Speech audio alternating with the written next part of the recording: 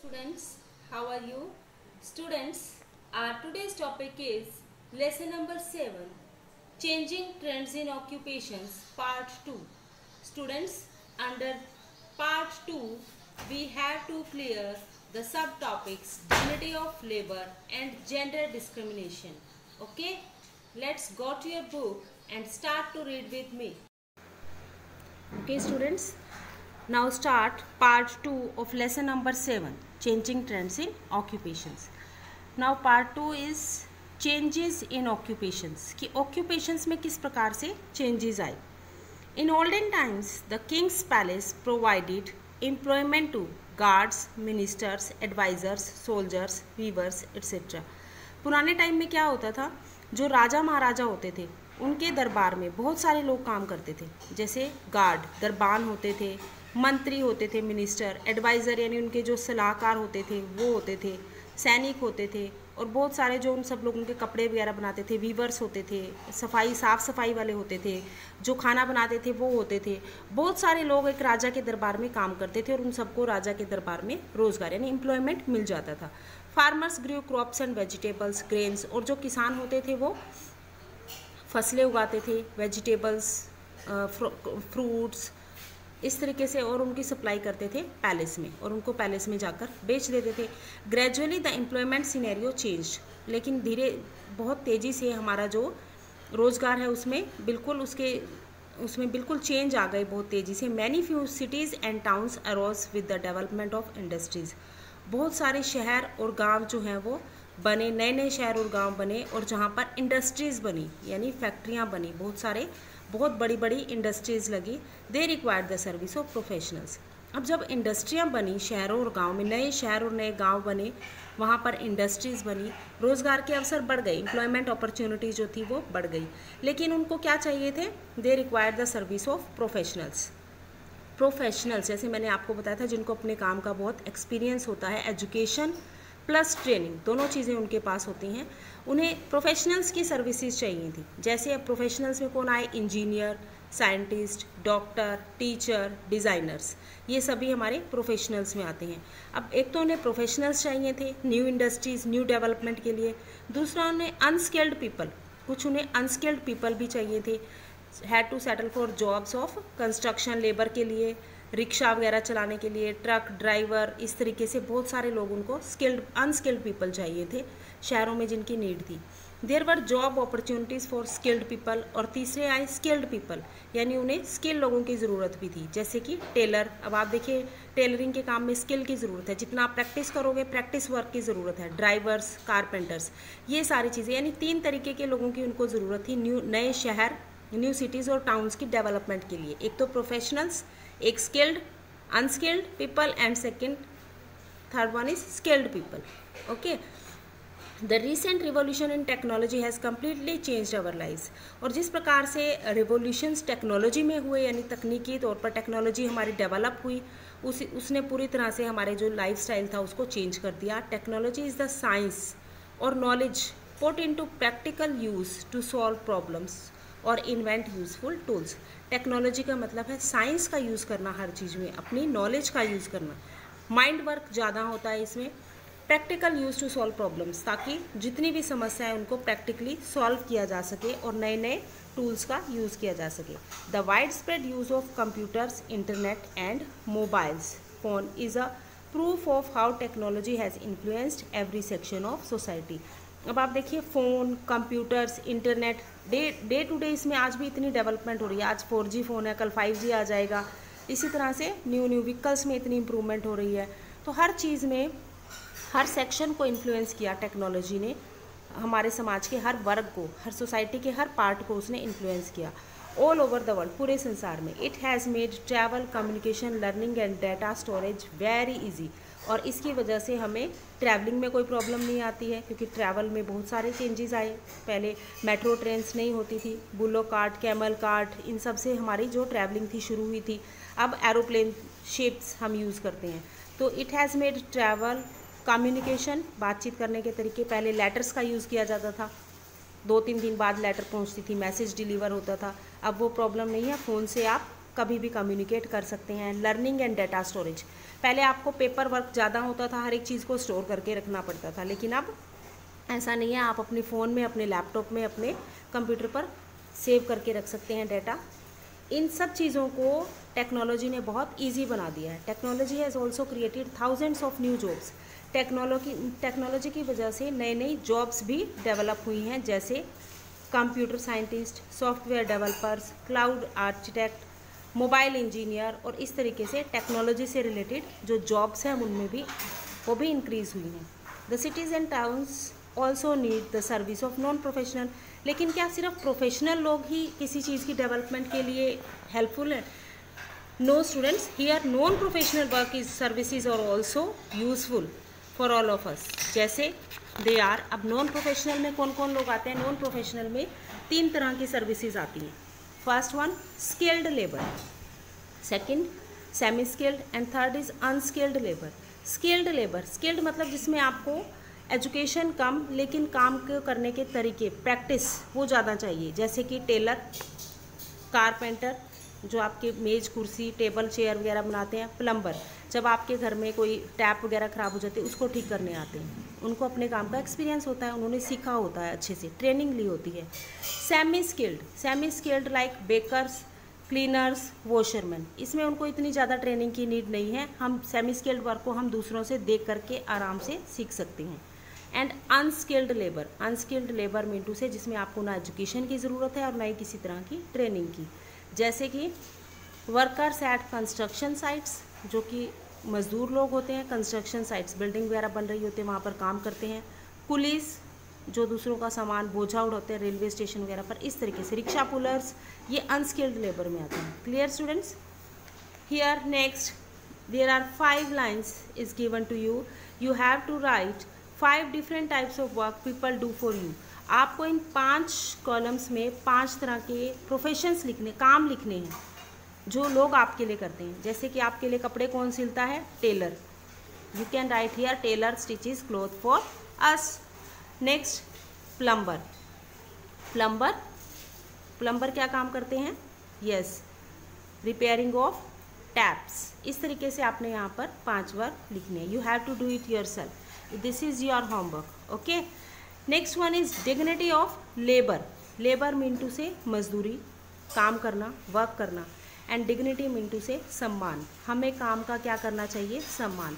बेटा काम चाहे जो भी हो, हमें उसको क्या करनी है? रिस्पेक्ट देनी होती है। ये नहीं कि अगर कोई स्वीपर है, अब आप देखिए, अब अगर आपके घर के में काम करने वाले मेड आती हैं या बर्तन वाले आते हैं या आपके गली में कोई साफ़ करने वाले आते हैं, तो क्या आप उनको मजाक उड़ाओगे? वो भी रिस्पेक्ट, उनको भी रिस्पेक्ट चाहिए, क्योंकि अगर वो आपके लिए काम नहीं करेंगे तो आप देखिए आपके आसपास कितनी गंदगी हो जाएगी। यानी आप हर एक सोसाइटी में हर एक काम, चाहे वो छोटा है या बड़ा है, उसकी ज़रूरत होती है।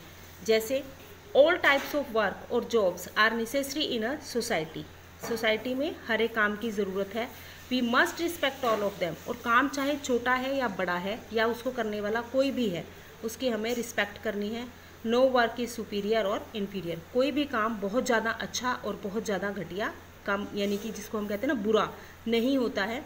वर्क इज़ वर्क, काम तो काम है। It is absolutely wrong to consider any work as good और bad.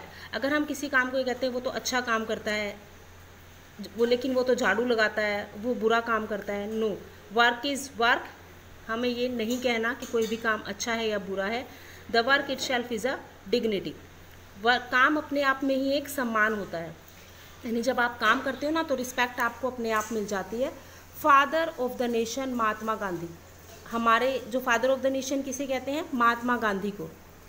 Use to do all types of work to his own, वो अपने सारे काम खुद करते थे, छोटे से छोटा काम महात्मा गांधी जो थे वो खुद करते थे।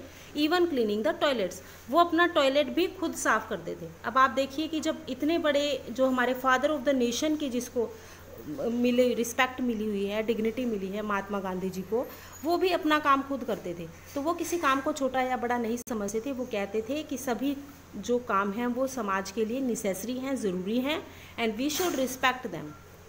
Okay students, now do you know all work is the same whether done with head और हैंड्स। हर एक काम सेम है, चाहे वो आप अपने माइंड से करते हो, माइंड का काम है, या फिर मैनुअल काम है, hands.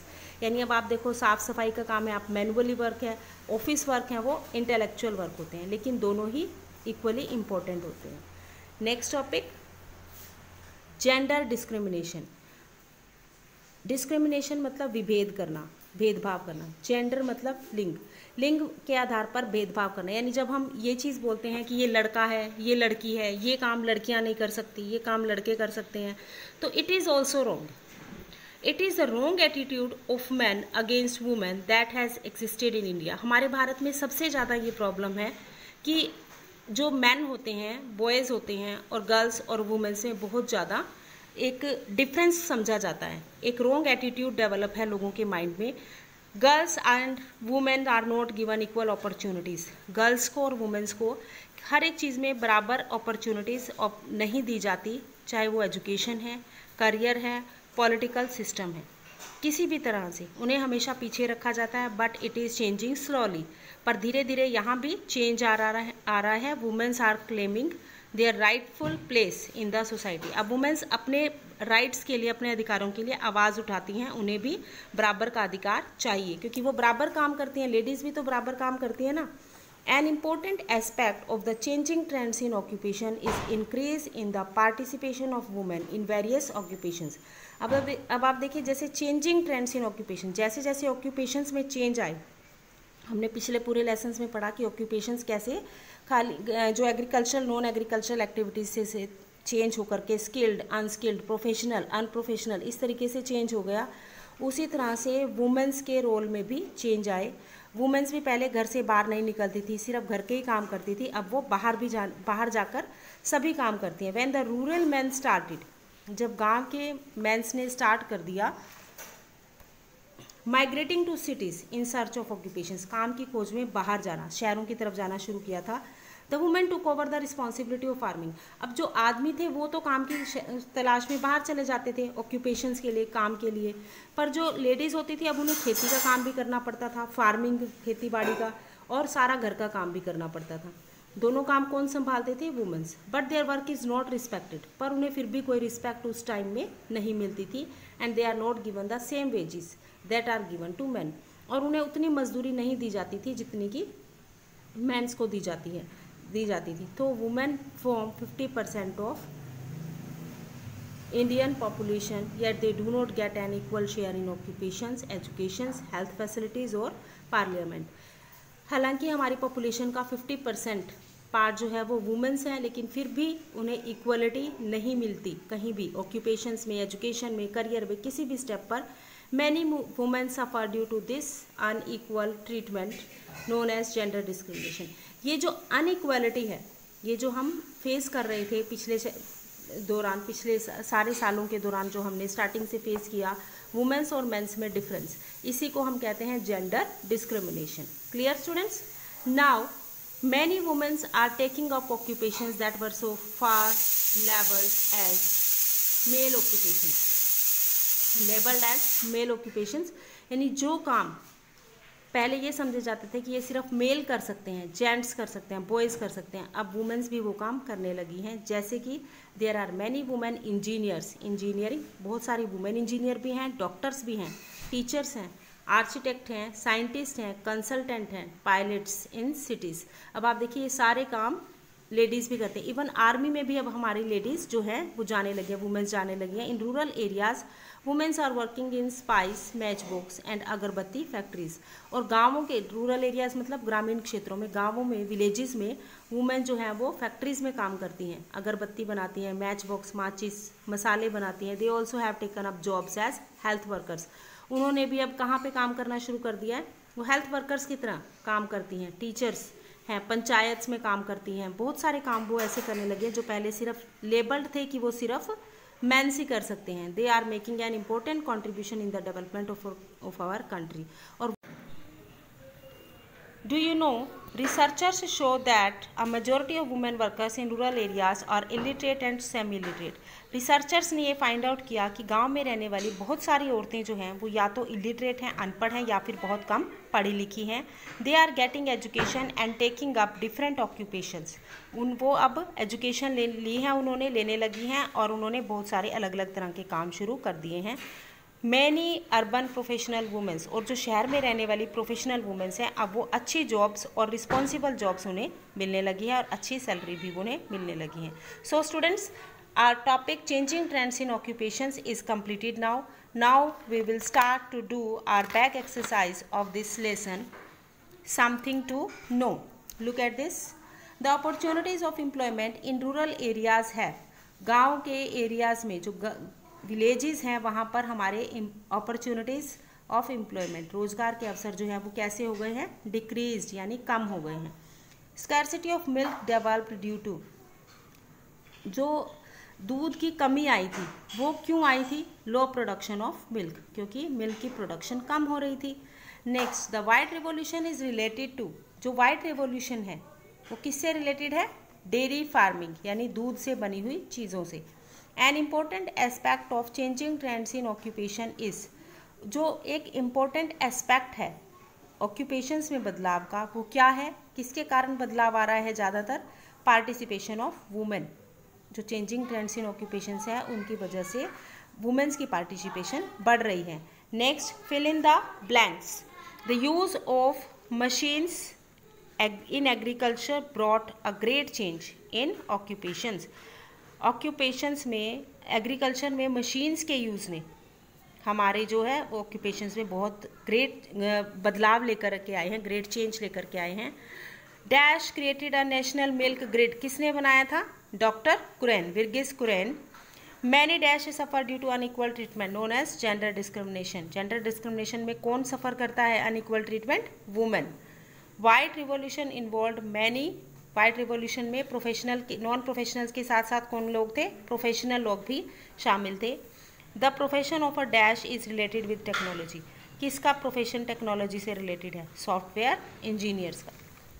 Next, true false part C. A blacksmith supplies tools to the farmer. Yes, blacksmith जो लोहे का काम करते हैं वो लोहे के औजार सप्लाई करते हैं फार्मर्स को, जैसे कस्सी, खुरपे, इस तरीके की चीज़ें, द्रांति वगैरह, वो सब चीज़ें ब्लैक स्मिथ प्रोवाइड करवाते हैं. So it is true statement.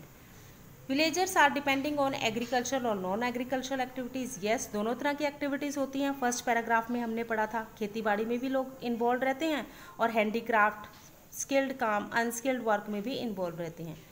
Low quality feed given to milk giving animal created scarcity of milk. जब जानवरों को लो क्वालिटी ऑफ फीड यानी खाना लो क्वालिटी का दिया जाता था तो वहाँ पर स्कैर्सिटी ऑफ मिल्क होती थी. Yes, true, it's true.